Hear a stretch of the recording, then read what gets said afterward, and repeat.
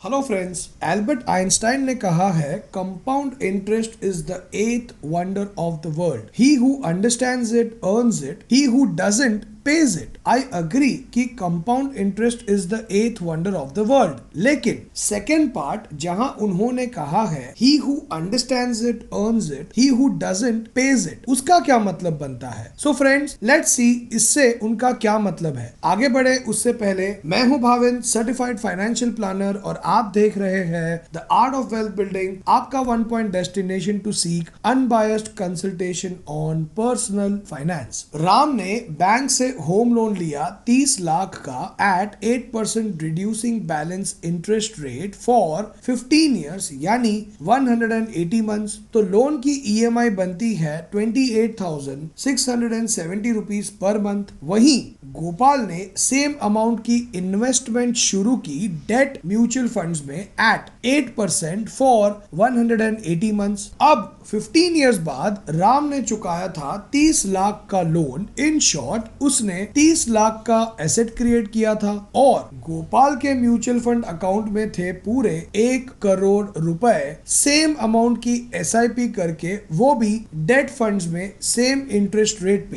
राम ने भरे थे 28,670 रुपीज इंटू 180 मंथ्स, जो है 51,60,000 रुपीज, और गोपाल ने भी सेम अमाउंट इन्वेस्ट की थी डेट फंड्स में. तो गोपाल के पास राम से पूरे 70 लाख ज्यादा कैसे थे? चलो मान लेते हैं राम का घर अप्रिशिएट होकर हो गया था डबल इन 15 सालों में. फिर भी राम के घर की मार्केट वैल्यू थी 60 लाख रुपीस और गोपाल के पास थे पूरे 1 करोड़ रुपीस. सो फ्रेंड्स, जब आइंस्टाइन जी ने कहा who understands it earns it, who doesn't page it, इससे उनका यही मतलब था. इन अबाव एग्जाम्पल, जब राम लोन भर रहा था तब बैंक वालों का पलड़ा भारी था, एज राम ने लोन पे कंपाउंड इंटरेस्ट भरा था. और वही जब गोपाल ने इन्वेस्ट किए पैसे तब गोपाल का पलड़ा भारी था और वो कंपाउंड इंटरेस्ट कमा रहा था. राम ने बैंक को 30 लाख के लोन पे भरे थे 28,670 रुपीज इंटू 180 मंथ्स, जो है पूरे 51,60,000 रुपीज, यानी 21,60,000 रुपीज का इंटरेस्ट, जो है 72% of the loan amount of 30 lakh.